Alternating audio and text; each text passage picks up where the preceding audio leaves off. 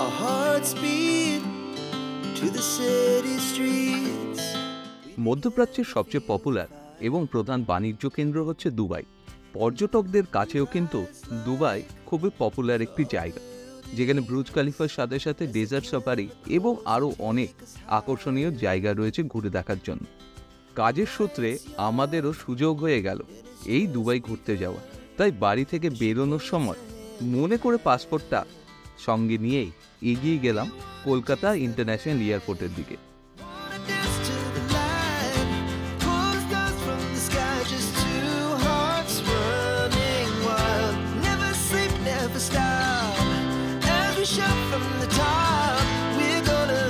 প্রায় 70,000 টাকা দাম পড়েছিল রাউন্ড ট্রিপের টিকিটে, যেখানে আমাদের 18 নম্বর টার্মিনাল থেকে প্রথম এয়ার ইন্ডিয়ার ফ্লাইটটা ছাড়লো মুম্বাইয়ের উদ্দেশ্যে।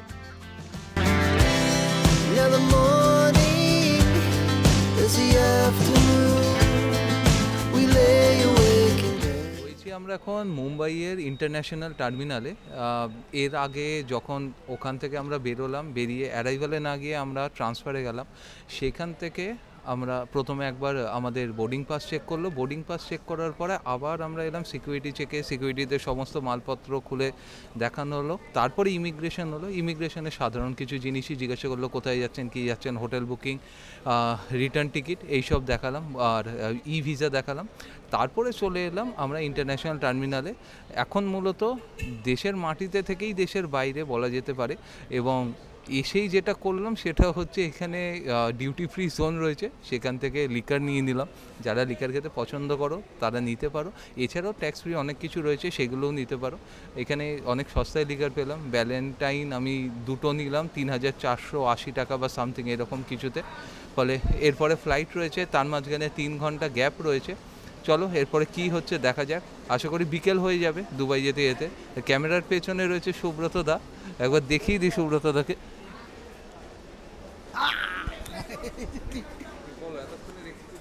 কি এক্সপিরিয়েন্স কিছু নেই, এই তো প্রথমবার। তোমার তো আগে হয়েছে ওই আর কি। দুবাই তো প্রথমবার যাচ্ছি, দেখি কি করি দুবাইতে গিয়ে। As the hours pass, we're gonna do it all again. We wanna chase the night, wanna dance to the light, pull the stars from the sky, just two hearts running wild. Never sleep, never stop, as we shout from the top. We're gonna be. We're gonna be two hearts running wild.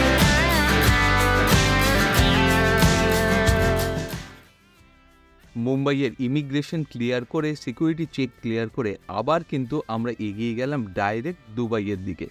প্রায় 4 থেকে 4.5 ঘন্টা ফ্লাইটে লেগেছিল। ফ্লাইটে ওঠার পরেই lunch এবং তারপরে দুটো বিয়ার খেয়ে আমি ঘুমিয়ে পড়েছিলাম। ঘুম যখন ভাঙল, বাইরেতে তখন দেখলাম পুরোপুরি অন্ধকার। তারই মধ্যে দুবাই শহর কিন্তু জ্বলছিল নিজের ছন্দে, একদম ঝকঝক করে।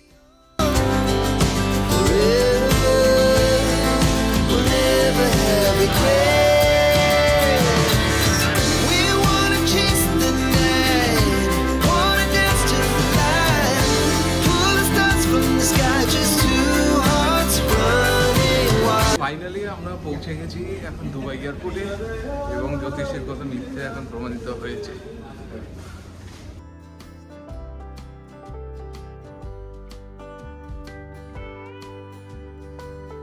এয়ারপোর্টের বাইরে থেকে আমরা একটি গাড়ি বুক করে নিলাম, তবে এই ক্যাবটা কিন্তু সুজুকি ডিজায়ার ছিল না, ছিল মার্সিডিজের একটি 7 সিটার।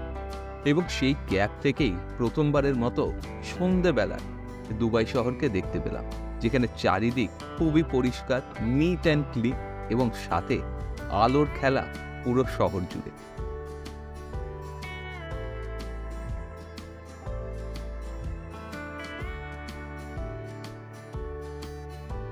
দুবাই এয়ারপোর্ট থেকে প্রায় 7 কিলোমিটার দূরে হোটেল ক্ল্যারিজে আমরা রয়েছি। আমার ডান দিকে রয়েছে হায়াত হোটেল, এবং আমরা যে জায়গাটা রয়েছি সেটা হচ্ছে ফিশ রাউন্ড অ্যাবাউট। এখানে প্রচুর গাড়ি ঘোড়া, লোকজন। আমাদের রুম, এখানে 3খানা বেড, এই একটা আলমারি, ফোন হচ্ছে, এই ব্যালকনি, এখানে ফিশার রোড, ভিউটা বেশ ভালো। এবং এই হচ্ছে ওয়াশরুম, ইউরোপিয়ান স্টাইলে। এলাম আমি,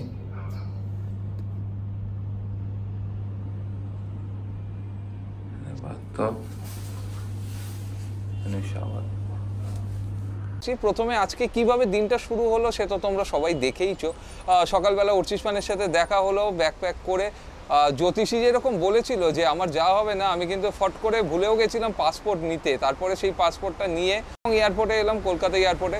সেইখানে যাবতীয় কাজকর্ম করলাম, করে সিকিউরিটি চেক করে প্রথমে মুম্বাই থেকে লিকার কিনে আবার সিকিউরিটি চেক করে দুবাই এয়ারপোর্টে আসার পরে তখনও ভয় লাগছে যে ইমিগ্রেশনে পাস করতে পারবো কিনা।